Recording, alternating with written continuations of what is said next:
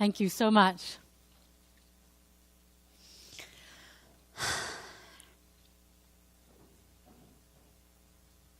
This is kind of like a first date, isn't it?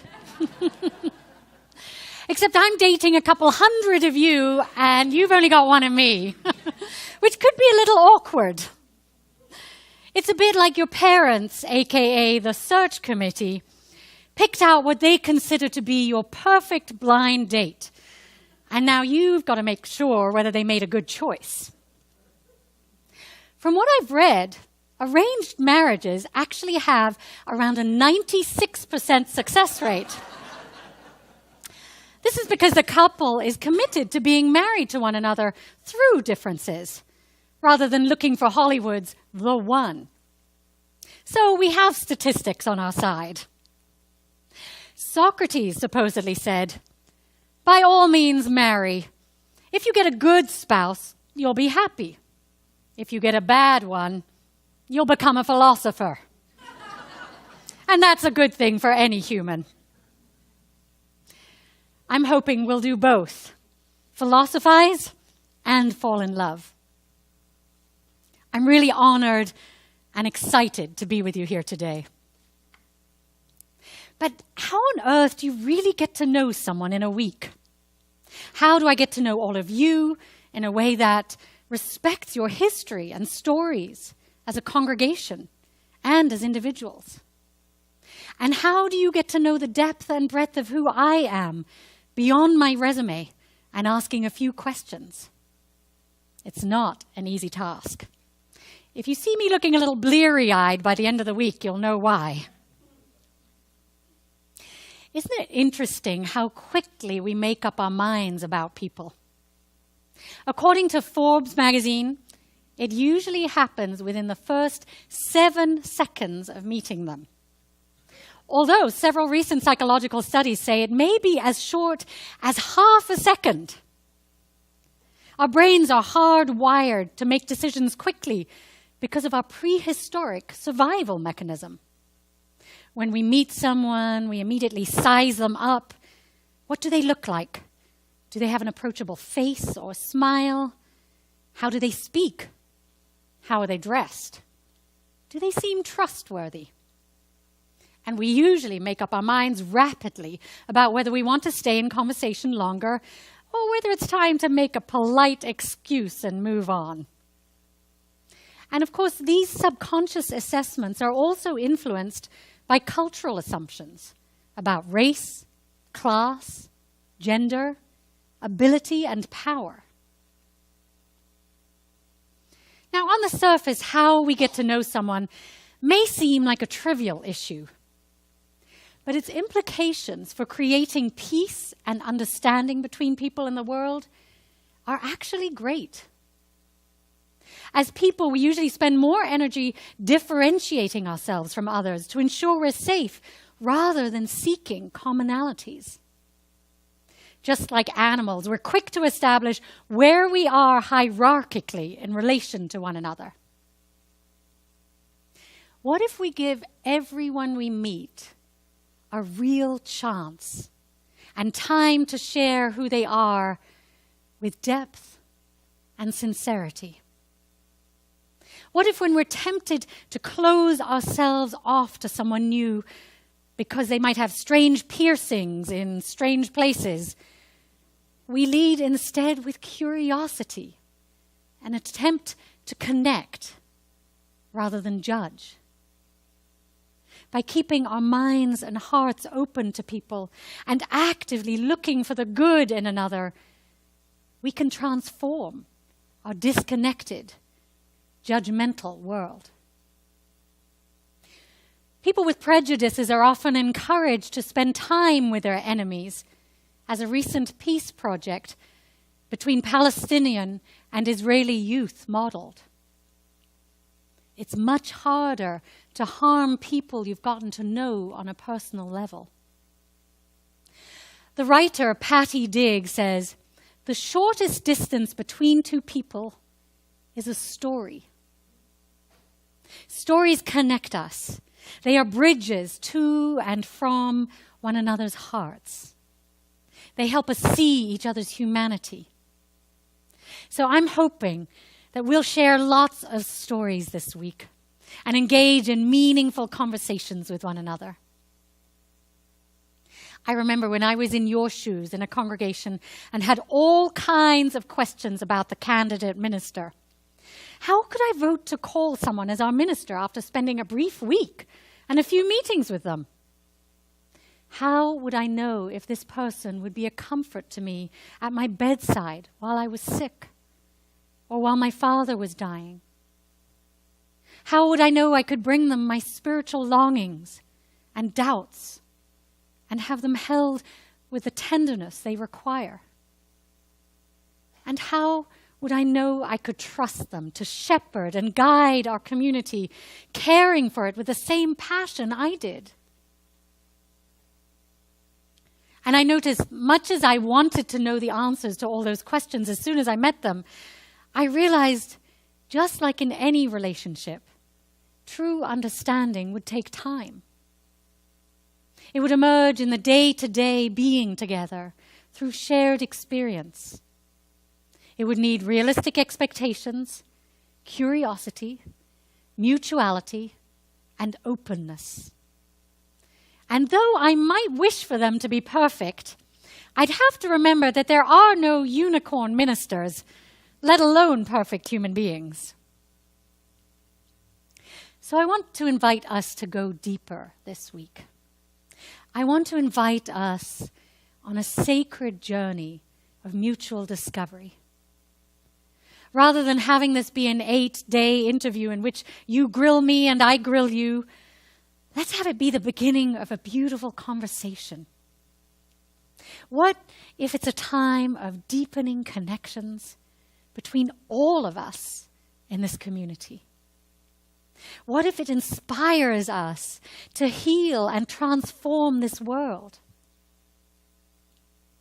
I invite us to make it more meaningful than a typical job interview or first date, where accomplishments and sound bites are more important than the core of who we are and who we are becoming. Because we're all on a trajectory.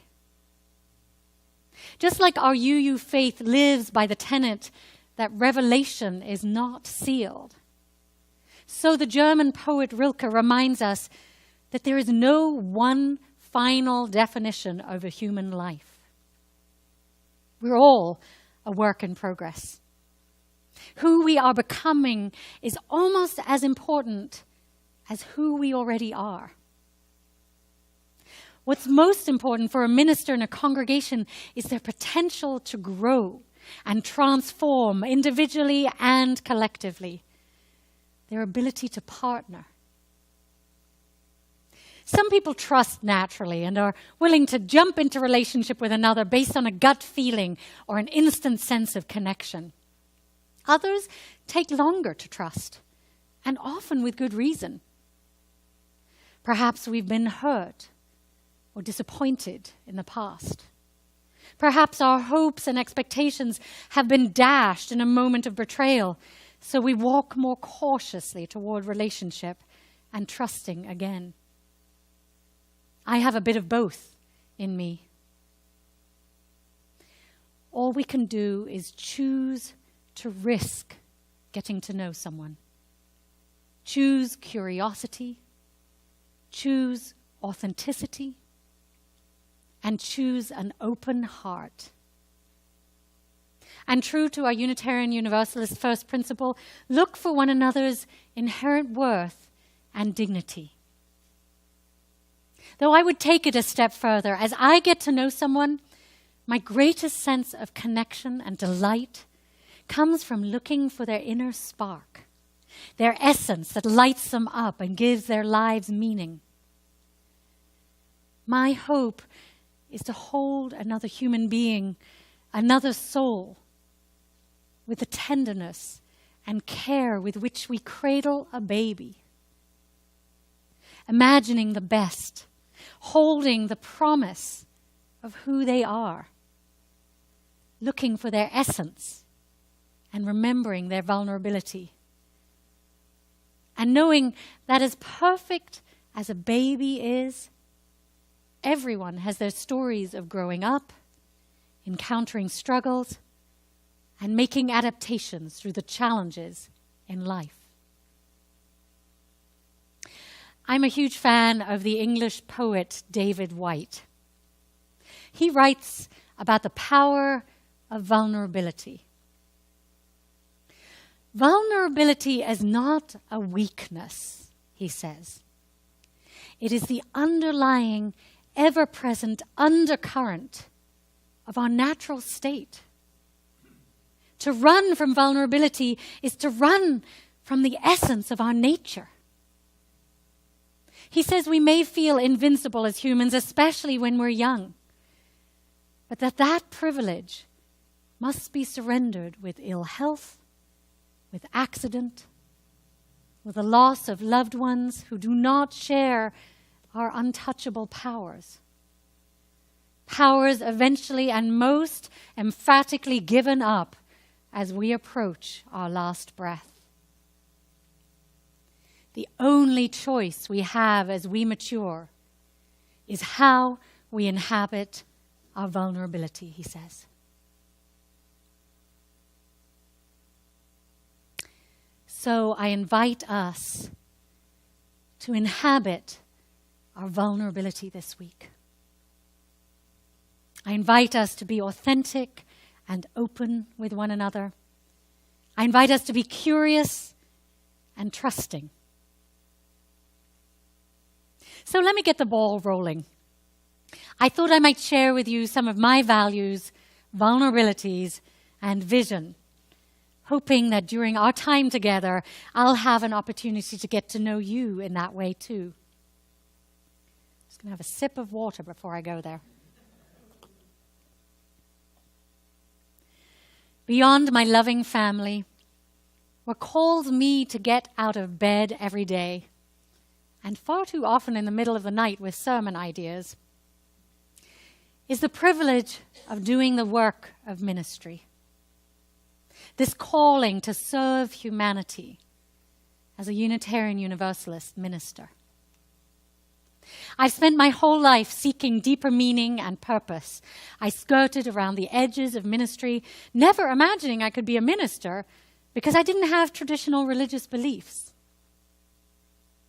I was born in New York to a German mother and an American father. My father had hopes that his firstborn might become president, which is why I was born on American soil rather than in Germany, where my parents were living at the time. My father clearly had big plans for me. Before I emerged from the womb female, much to his disappointment. As you might suspect, this has led to my commitment to gender equality. I was raised in an atheist household in Germany for the first 9 years of my life, and then in England for the next 9.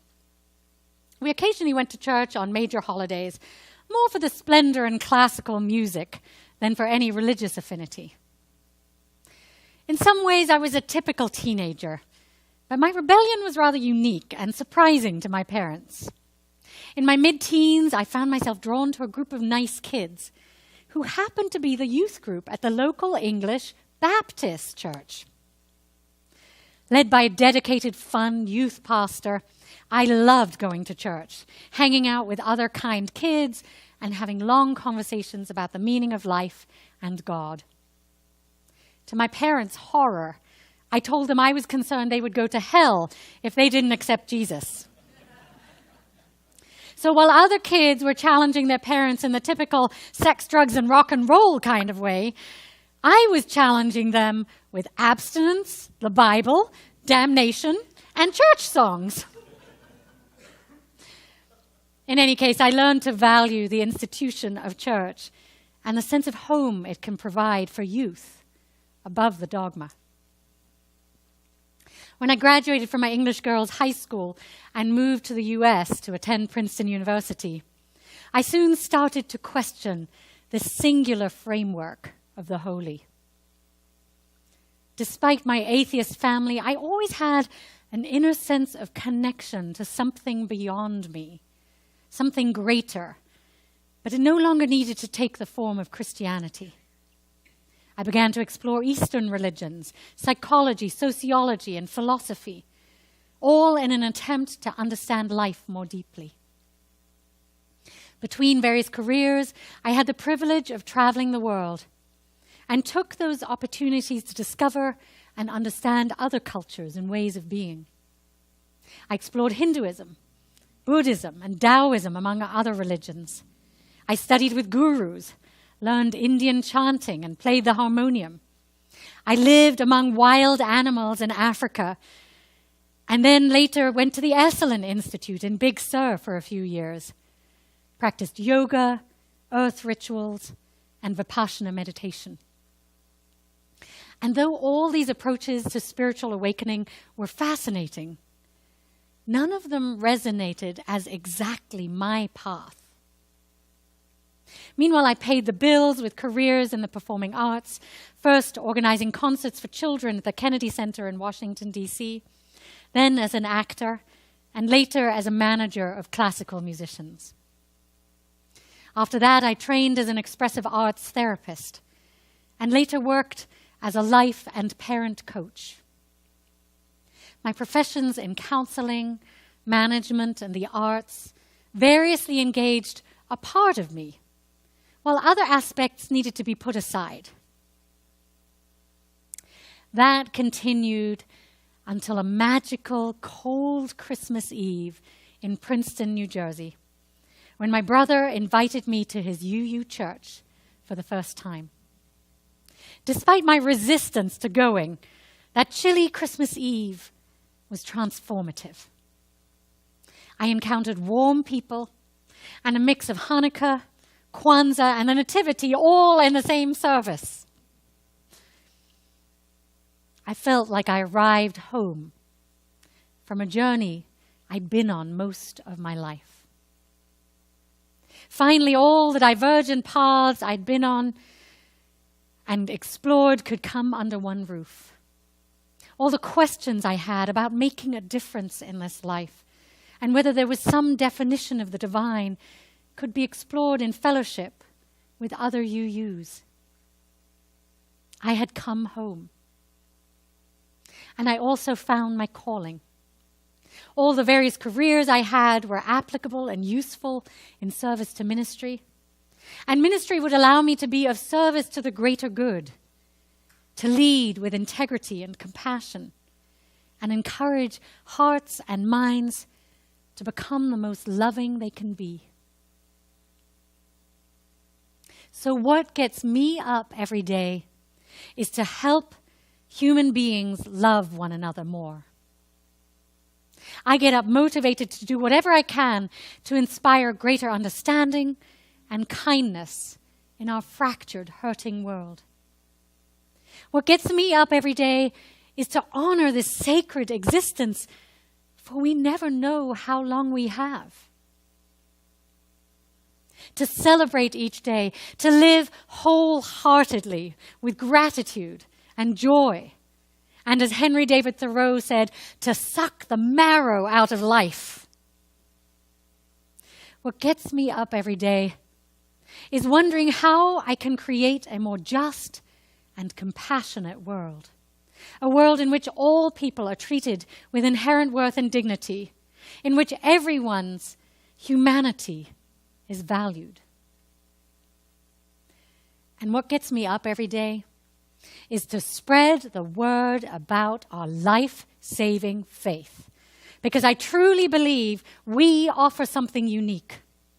And I have seen how it saves lives.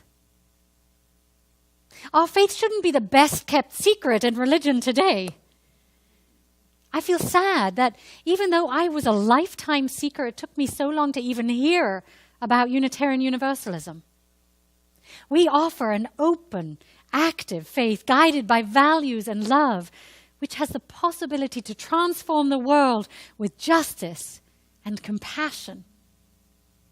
And yes, I do love your mission statement. I was drawn to it from the moment I first read your congregational materials. Say it with me, it's right up there. Our mission is to nurture spiritually courageous people who transform the world through justice and compassion. That's beautiful. It's powerful and moving. It speaks of love in action. So besides coffee, my friends, what gets you out of bed every day? What makes you come alive? This is what I want each of you to share with me this week as far as possible.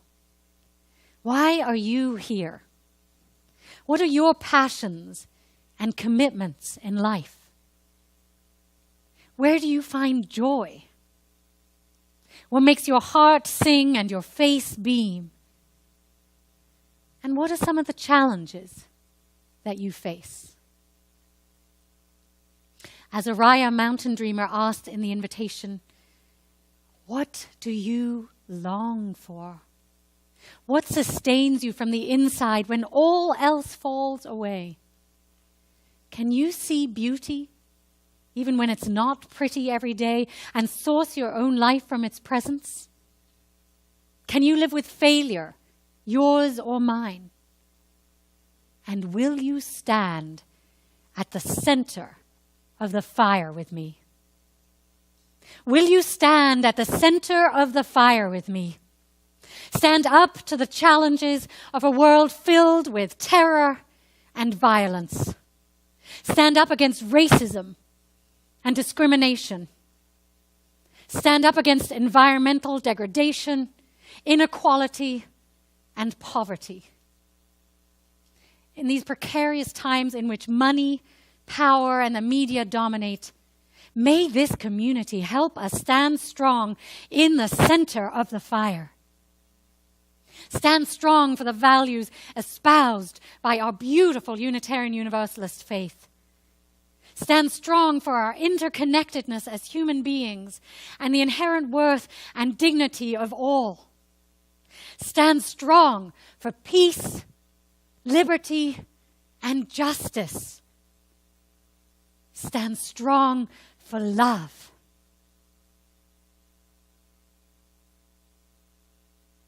I'm inspired by our faith. I'm inspired by all of you and the opportunity for us to stand courageously together for love, justice, and compassion. Will you join me in making the world a better place, like so many of our Unitarian Universalist forebears did? Will you? Yes. Will you join me in bringing more love to one another and this hurting world? Will you join me in walking hand in hand with vulnerability and authenticity? Will you join me in finding the unique spark in everyone, remembering the preciousness of this existence, of this very day, of this exquisite moment? Sharing our spirit, sharing our tears and our laughter, hoping it goes on endlessly. Getting to know you, putting it my way, but sweetly I found some new friends, beautiful and true. Yes, I'm talking about you, friends today.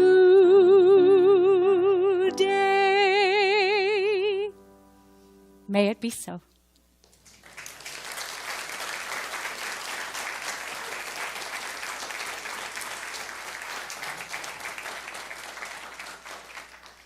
Please read with me now the words in your order of service as we extinguish our chalice. We extinguish this flame, but not the light of truth, the warmth of community, or the fire of commitment. These we carry in our hearts until we are together again.